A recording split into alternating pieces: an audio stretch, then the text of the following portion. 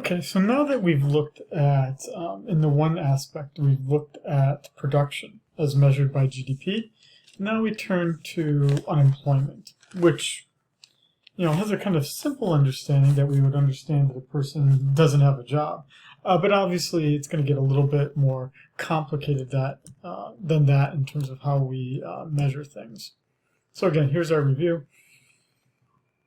That what we would see is that the gross domestic product is the market value of the final goods and services made during a specific year, and that we can divide those goods and services produced into four categories.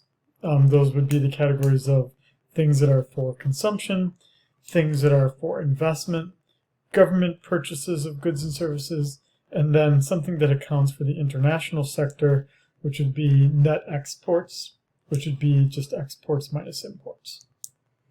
And that we would need to take into account the fact that our calculation of nominal GDP is less valuable to us than real GDP, because nominal GDP is not adjusted for inflation. Real GDP does account for price changes. And so what we get from this is the business cycle, the idea that the economy fluctuates over time, and we can use this to better understand changes in the economy over time, as measured by changes in the GDP, how things are changing. Okay, so now let's look at unemployment. How is it calculated? What's unemployment caused by? And what do we know from the data itself? What we know and what we can see is that unemployment, different kinds mean different kinds of things. Different kinds of unemployment have different implications for the broader economy. And that economists, what they do is they break up the unemployment into three general types: structural unemployment, frictional unemployment, and cyclical unemployment. And we're going to want to understand these three types of unemployment and which ones are more worrisome than others. The calculation of employment and unemployment requires actually that we draw a chart here. So I'm going to draw this chart here on the side here.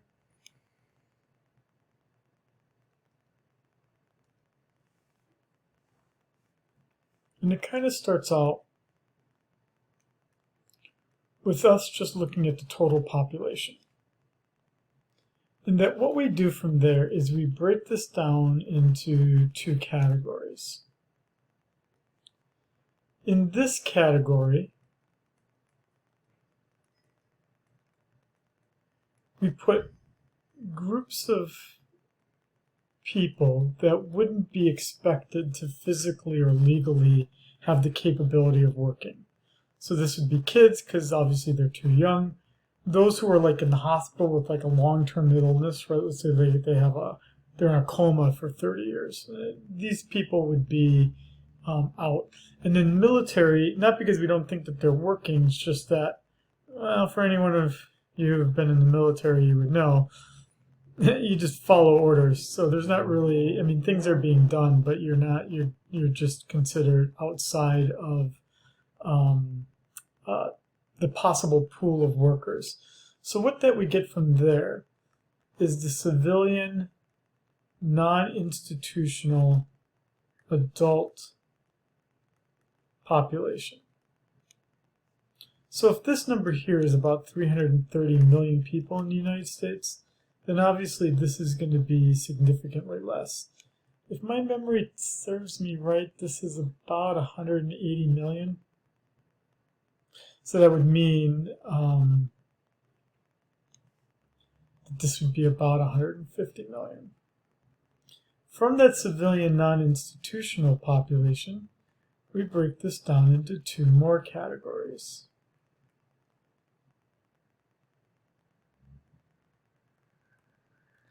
And that would be not in labor force and within the labor force. Not in the labor force would cover those who are retired, students, those who are rich, those who are lazy, and those who are, we're going to call them just discouraged. So in this group of not in the labor force, these are people who are physically and legally capable of working, but who have made the choice to not work. Right? So this would be like the person winning the lottery, becoming rich and saying, dude, I'm going to go to a beach and I'm just going to sit out all day. Or it would also cover, like a guy who like just is really lazy and be like, Mom, leave me alone. I'm going to watch the TV. Right? That would be not in the labor force. Those who are retired, right? They would say, I've worked in the labor force for 20 years. I don't feel any desire to work anymore. And it's going to count people who are full-time students, who are going to say that these are individuals who have chosen to go to school rather than work. And that it's also going to include those who are discouraged. Discouraged means that they just stop looking for work. They'd take a job if they could find one, but they've given up. They just don't want to look anymore. And so what that does is it gets us down to the labor force, which is also broken down into two categories. Those who are employed, and finally, those who are unemployed. So, what does it mean to be unemployed?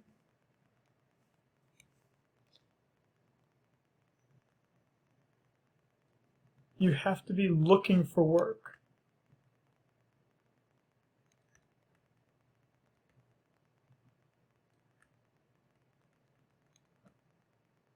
But you're not working.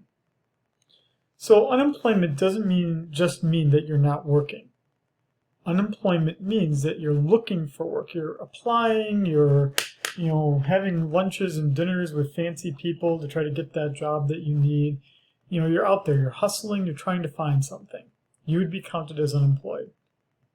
Otherwise, if you're not working and you're not looking, then you're considered discouraged. Now the question would be, naturally, how do we figure out where a person is in this kind of chart? What the government literally does is they call people up on the phone. They do a sample of the entire United States population, and they call people up on the phone.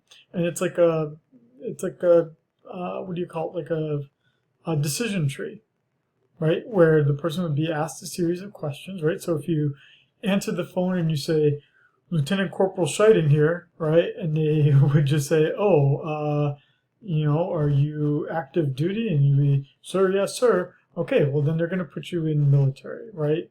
If you answer the phone and you say, are you daddy, right? Then you would be like, okay, this is a little kid answering the phone. Let's throw them in that category. Otherwise, they're going to put you into civilian non-institutional. Okay, so then after that, it would be a series of questions, right?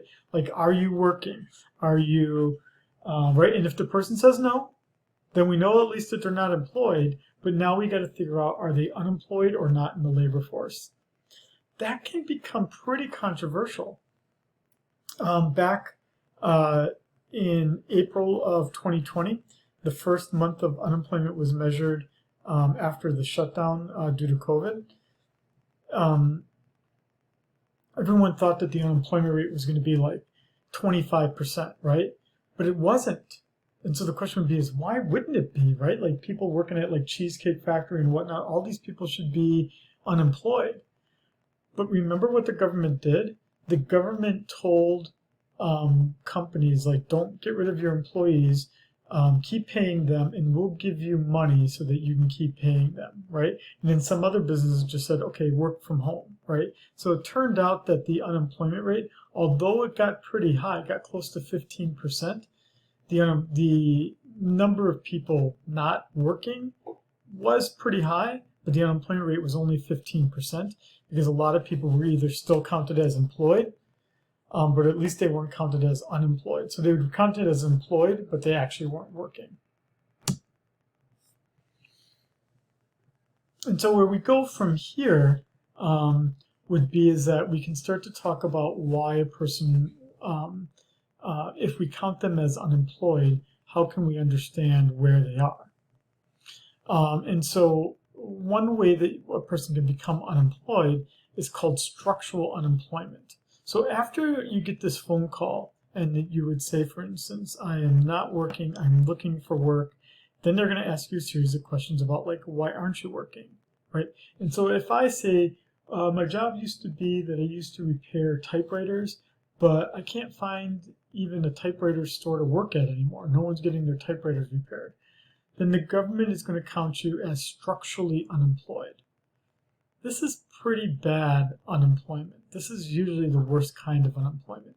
It means that the economy has changed and that your skill set is no longer required.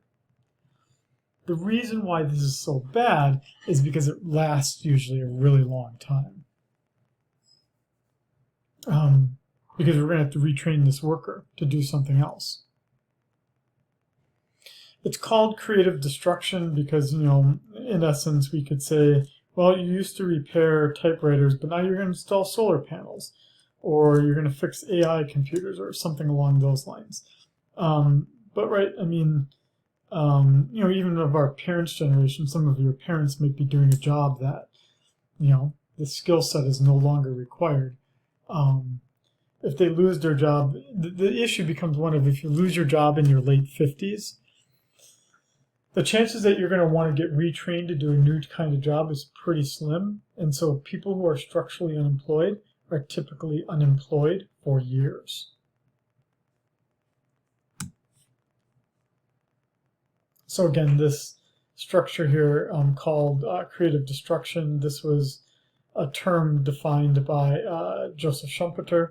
And Schumpeter was basically saying, this kind of unemployment, even though I just said it was bad, in the long run, it's a good thing because you don't want to just prop up an industry that's dead or dying.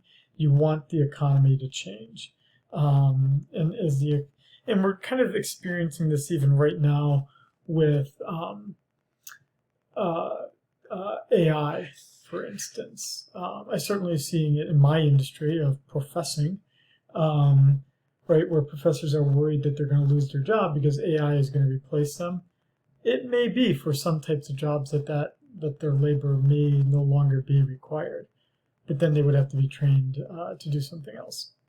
But this isn't an old type of theory either. It actually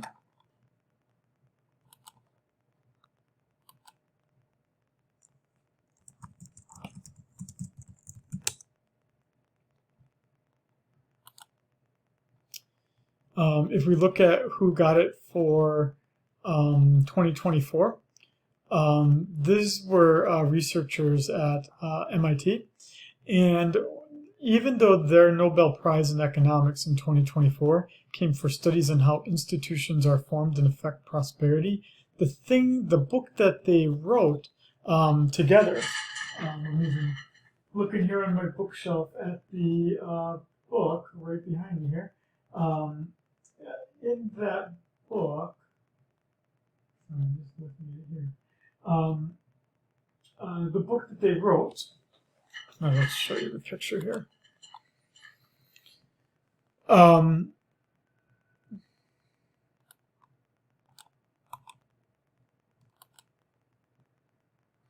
The book that he's known for here. Why can't I find it easily here?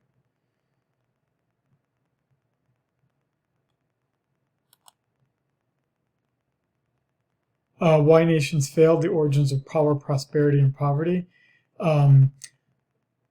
That book, what it gives for us is this idea that, again, this kind of change, if the overall political system and whatnot can manage that change, the economy can grow more over the long run. Yeah, it's a pretty popular book. Demonstrated the importance of societal institutions for a country's prosperity. So, right, so you would need the government and society to get involved because you somehow have to please and manage all these people becoming unemployed because they're in a dying skill set. I mean, yeah, we see it here, right? Who today wants to become a farmer? Not many, right? Yes, we do have things like Future Farmers of America and whatnot, but even those people in that organization would agree the number of people we need as farmers is decidedly less. And then we went to a stage where there was much more industry, but even that's becoming less, such that today it's primarily service-based.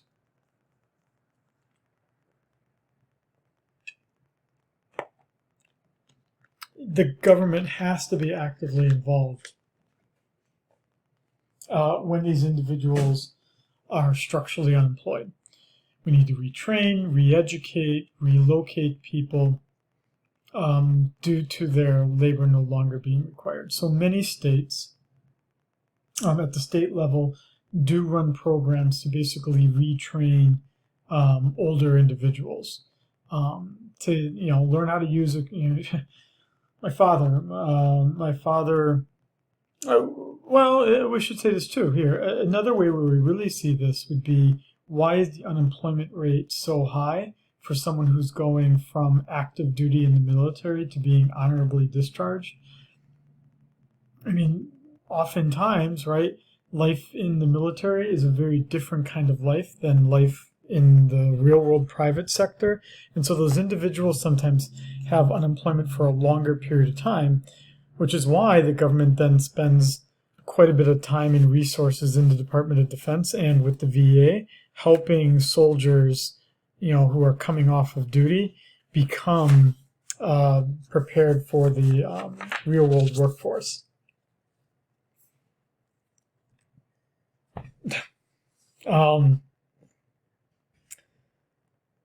Yes, we do have these group of individuals that used to exist out there called Luddites. These are people who would fear the changes in the economy, and they would basically try to destroy the machines that were going to take away their jobs. And we do see these things around us today, right, where people would say, I'm not going to use computers, and I'm going to destroy computers if they exist.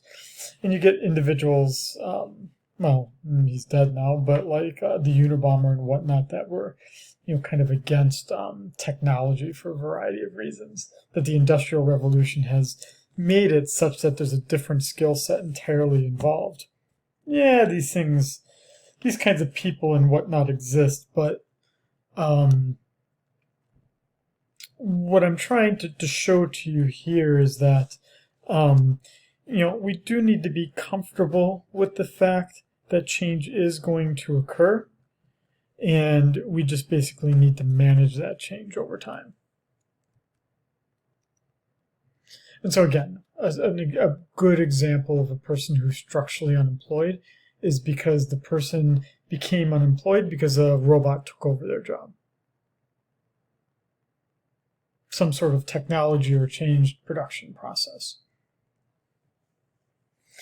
Frictional unemployment is not worrisome. Frictional unemployment, the reason why it's called frictional is because there's just a natural friction in the labor market. In the United States, we have a completely free labor market, meaning for the most part, most states, most employers are what are called at-will employees. I am not an at-will employee. I am an employee of the state, so I am not an at-will employee. But if I were which basically means as a non-at-will employee, if someone wanted to fire me, there would be a very extensive, laborious process to get rid of me, where you'd have to demonstrate a bunch of things. It doesn't mean I can't be fired. It just means that the threshold is very high. But I mean, I've been an at-will employee, and as an at-will employee, you could. I remember once going to work, and what was it? I was wearing a band T-shirt. I think it was for like Smashing Pumpkins or something like that, and the employer didn't like it and just said, either change your shirt or don't come back. And I just didn't come back, right? So I, in essence, became unemployed. Right? Then you just have to find a new employer who doesn't care what you're wearing, right? But you could, the employer could say, don't come back here anymore, or hours are being cut, or any number of things like that. But also the employee can say, you know what, I don't like your attitude. I just don't want to come to work anymore.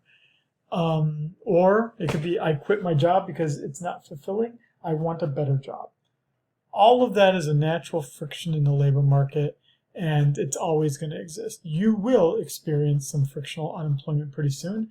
When you graduate and it takes you a little bit of time to find a job, you will then become frictionally unemployed, right? Or when you change employers, let's say you quit one job and you take 2 weeks off, from the one job ending to, look and find a better job, you'd be frictionally unemployed. And so the internet has made things a lot easier, where you can find jobs using the internet, right? But in the olden days, you used to have to buy a subscription to the newspaper, and you'd have to look in the Help Wanted section of the newspaper to find your job, right? Or the way that a lot of people find jobs would be you talk to your friends, right? And your friend would say, oh yeah, my employer is hiring. I'll give you a referral, right? Or I'll set you up. But it takes time to do that. The government also can play a role in either reducing the frictional unemployment or extending it. It could reduce the frictional unemployment if it, for instance, set up a database, right? So I could, I've never done this before here, but let's just do it. I'll look at it here for Hawaii. I'm going to imagine here.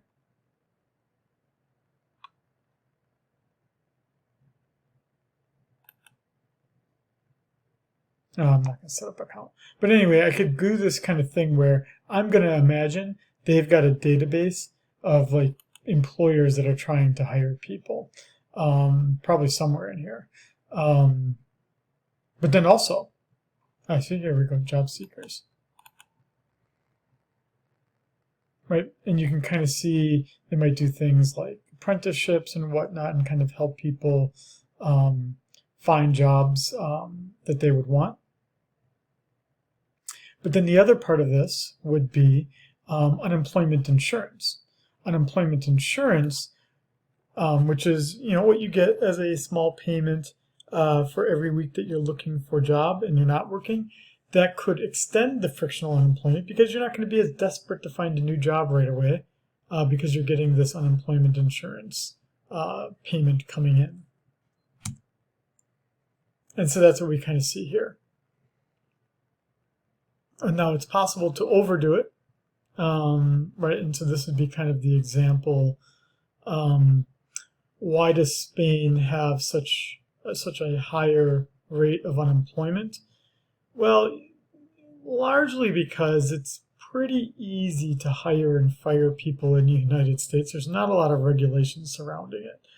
Basically, in the United States, as long as it's not a protected category, meaning I'm firing you because you're pregnant, or I'm firing you because you've got one arm, something like that, that is still illegal in the United States. But right in Spain, the generalization here is that it's much more difficult to hire and fire workers, which would mean that it takes more time, which would mean that the person could be unemployed longer because of the greater regulations about hiring a new person. And also the unemployment insurance lasts longer in Spain. In the United States, it's 6 months. So after unemployment insurance runs out, people typically start looking for work around month 4 or 5 so that they're working by month 6, which is when the unemployment typically runs out.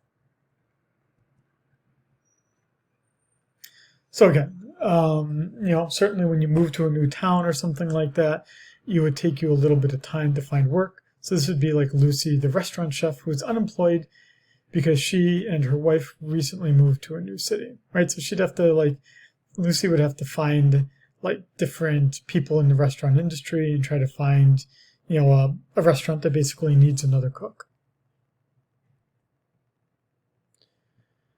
And then we've got the one that generally gets the most attention, but it's also pretty volatile, and that would be cyclical unemployment. And so these would be individuals who are unemployed just because the economy is changing. It's not that they are have an outdated skill set. It's not that they're looking for a better fit, as is the case with frictional unemployment. No, this is just your job doesn't exist anymore because the economy has slowed down. And so what economists do is that after they've calculated,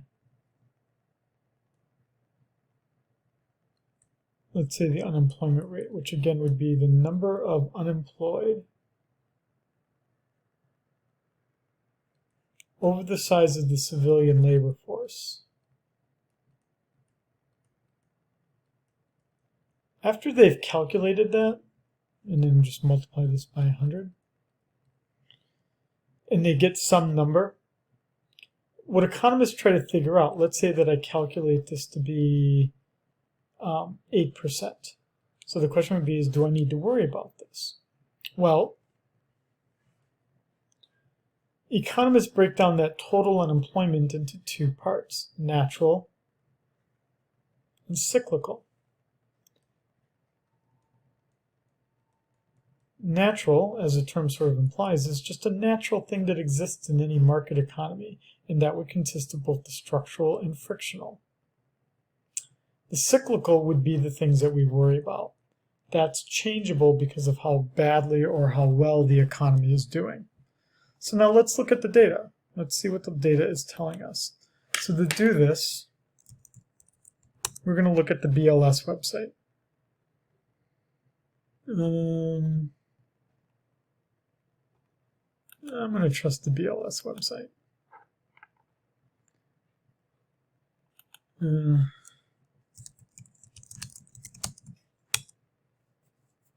Not sure why the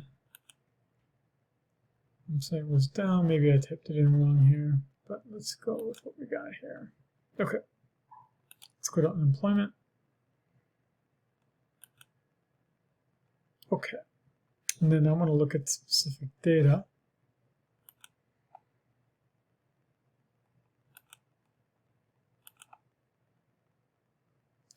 And I am specifically going to look at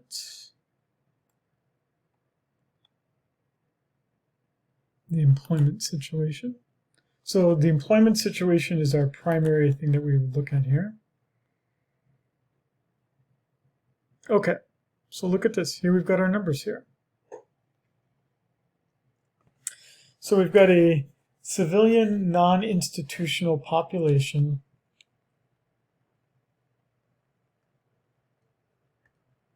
of about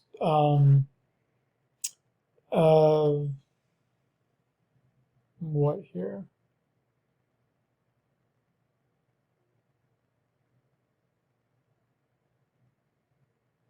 You have about 287, so 2106. Okay, so let's look at this here. Unemployed plus employed should equal 2106, which it would with this little bit of rounding. 2000 plus 105 gives me about 2106. 2106 plus the not in the labor force, 2106 plus 765 should equal 2871. So if we wanted to calculate this, 105 over 2106 gives me about a 4.98% unemployment rate.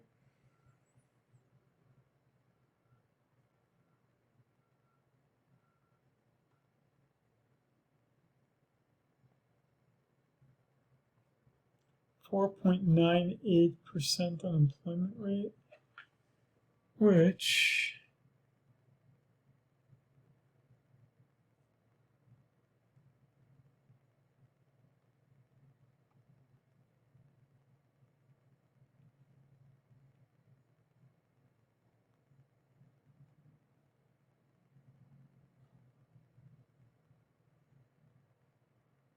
I'm not sure why I'm not seeing that here. Sorry, it's doing the total change there. 4.98. I'm hoping.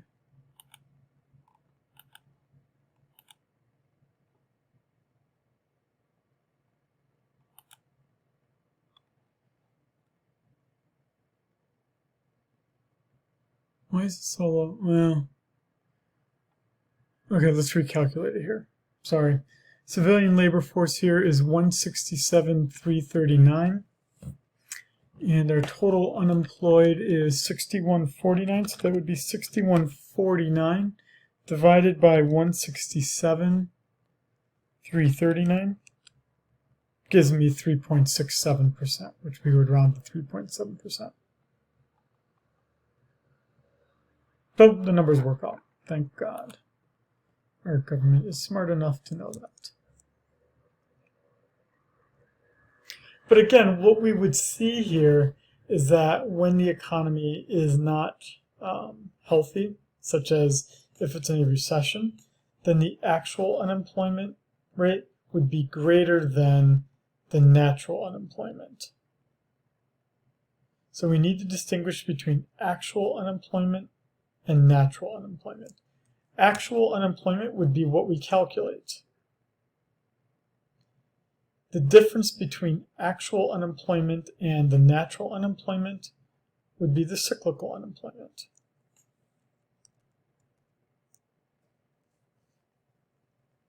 And so again, we see this sort of additive nature where we would have our civilian non-institutional adult population, let's say of about 262 million people.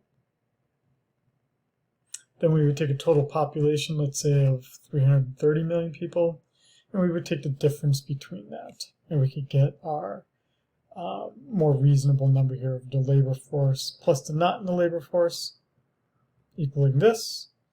And then again, the labor force consisting of two groups, unemployed and employed. But look at that. If you look at it this way, the number of unemployed people is just a small fraction of the overall population breakdown. And again, you can get all of this data by going to the Bureau of Labor Statistics website, and you could fill in these numbers for what they are presently. Or you can go to the Federal Reserve Economic Database website, FRED, and get the same data as well. So let's talk about the things that you need to be comfortable with being able to calculate. The first one being the unemployment rate. That would again be our total number of unemployed over the total size of our labor force. And we would just divide those numbers from each other and multiply by 100. And then another statistic that an economist would probably want to know about if they're just trying to assess how strong is the labor force is they would want to calculate what's known as the labor force participation rate. What the labor force participation rate would be is that how many people that are in the labor force as a fraction of the civilian non-institutional population. So let's write this out a little bit more clearly here. This would be the labor force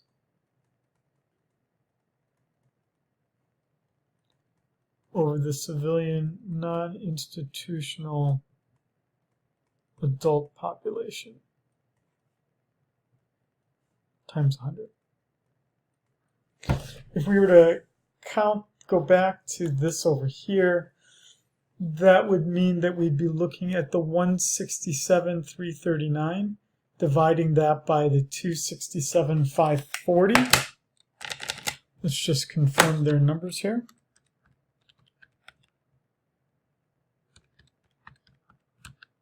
And I get 62.54%, which is at why this says the participation rate here is 62.5.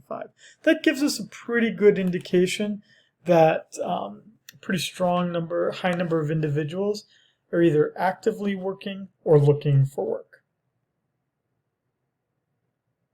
And that we've lost about, 38% of the people are either retired, and most of them would be are students, rich or lazy, or discouraged.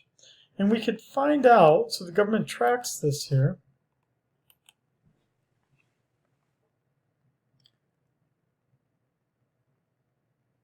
So if we scroll all the way down here, we can find out that of the discouraged workers, we have about 446,000 people in the United States as of January 2025 who are just given up looking for work. Now notice this right here as well. What is this? Marginally attached to the labor force. So this is also a pretty troublesome number here. That would be 1,647,000 people are working, but they're working a dead-end job that they're not even they shouldn't even be doing. So it'd be like if I were I have a PhD in economics, which, is kind of a big deal. But if I were out, stocking grocery shelves, we might be concerned that I'm being counted as employed, but I'm in a job that really does not match what my skill set is.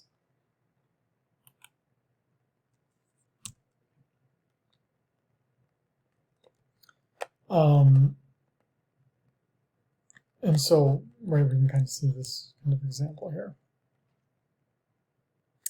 Yes, COVID did dramatically increase the unemployment rate. But we should actually let's look at new data here. Why look at old data?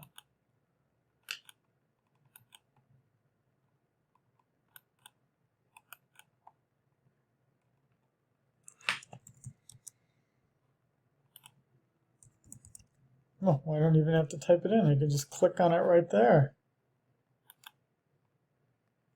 And so if we look at this data all the way back to when it was first measured, again, way back in 1946-47, we can see these changes. Obviously, COVID and the impact of it was quite significant. Now, this doesn't go back far enough to the Great Depression. The general estimate is that during the Great Depression, that the unemployment rate was as high as 25%. And so that would be people who actually were looking for work.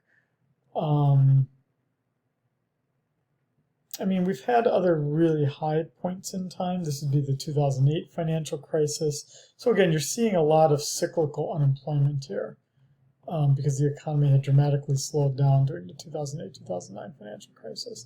Or here, when we were getting rid of really high inflation in the early 1980s, the Federal Reserve intentionally slowed the economy down, and so we had a lot of unemployment there. But again, we got pretty darn close to 15%, 14.8% for April of 2020. And we can see it's pretty low today. About as low as it gets.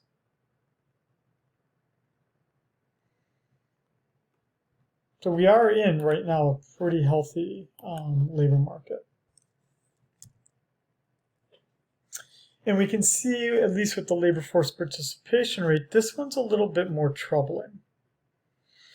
Let's not look at old data.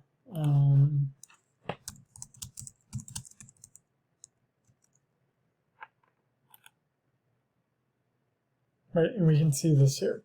So what we're seeing here throughout the 1960s, 1970s, 1980s, 1990s is a increasing labor force participation rate, as for instance, more women are allowed into the labor force, minorities are brought into the labor force, and then even in the 90s and 2000s, right, we try to think about ways that the workplace can accommodate those with different disabilities and whatnot. And then things change. Now we've largely recovered today, but that was a pretty significant drop-off. where people either just said, you know what, I don't want to work I don't want to work anymore, or life's too short, or anything like that. So it dramatically fell. And then we've just been in a process of trying to increase again that participation rate. But certainly, if we look at this, the economy has changed. And it was changing even before COVID. We can see that, for instance, when I entered the labor market for the first time in 1999, it was a very different labor market than what exists today.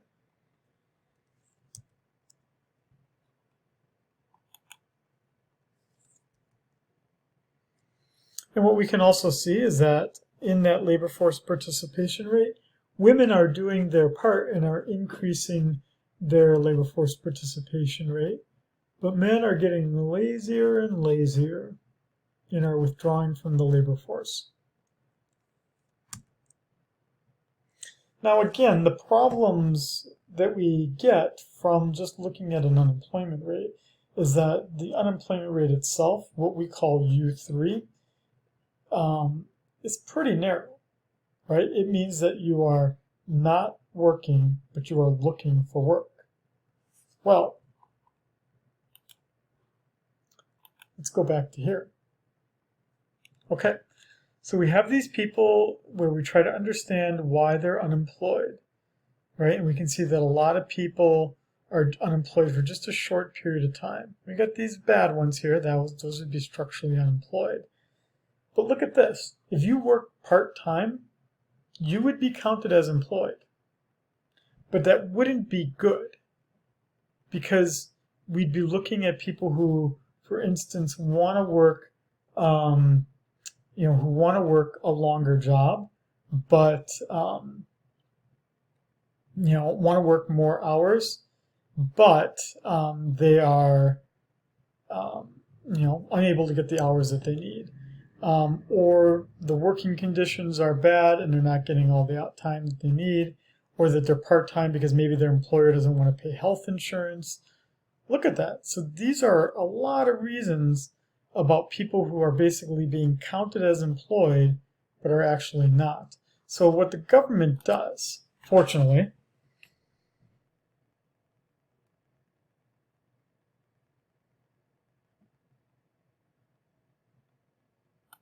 is it constructs something called the A15. So as I said, the official unemployment rate is what's called the U3, which makes it sound like our unemployment rate is not that bad, 4.1%. But then if I start to look at people who are part-time and other kinds of other factors, the unemployment rate rises to 8%. And then, if I look at where does that unemployment exist as differences by age group, whether you're a man or a woman, whether you're married or unmarried, we see that there are differences as well, where there's a lot of young people who are unemployed, and we can get a lot of really old people unemployed. But then what we could also see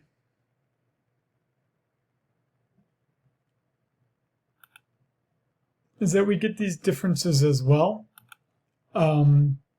by racial category. That there's a lot of unemployment among Black or African American. That there's a fairly large amount of unemployment for those who would be Hispanic, and less unemployment for those who are Asian. So here we've got 349,000 Asians that are unemployed. But if we look at Black or African Americans, right, it's 4 times that amount. Now, it doesn't mean that there is racism, although I'm sure the realistic part of me would say that there is. But there would be this would be something, again, that the government would focus on, where they would start to talk about what is it that's stopping African American men 20 years or older. Why is their unemployment rate such that it's nearly double what it is for the general population? Or why is it that the Asian unemployment rate is less, right? Generalizations aside, there are other societal factors that are causing this, right? It could be things like daycare. It could be things like where different groups of people live. And if where those people live aren't near the jobs and they don't have reliable transportation, well, then problems emerge,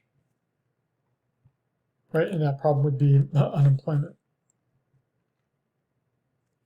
So again, you can get these situations emerging where, for instance, discouraged workers are not going to be counted in the unemployment rate because they've just stopped looking for work. People who are marginally attached to their job, it's just not a good fit to their job, count as employed, but they're not unemployed. And again, you get this idea too that the people who are part-time are counted as employed, but maybe they would want to work a full-time job.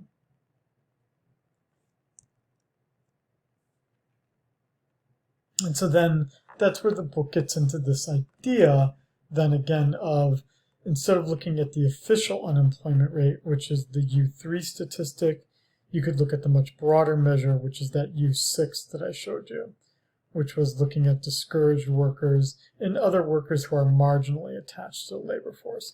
And what we can see is that, for instance, during COVID, that U6 unemployment rate was indeed much higher.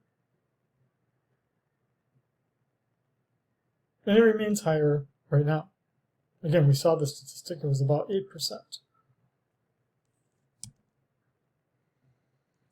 And again, we don't have a good idea, just in a very broad unemployment statistic.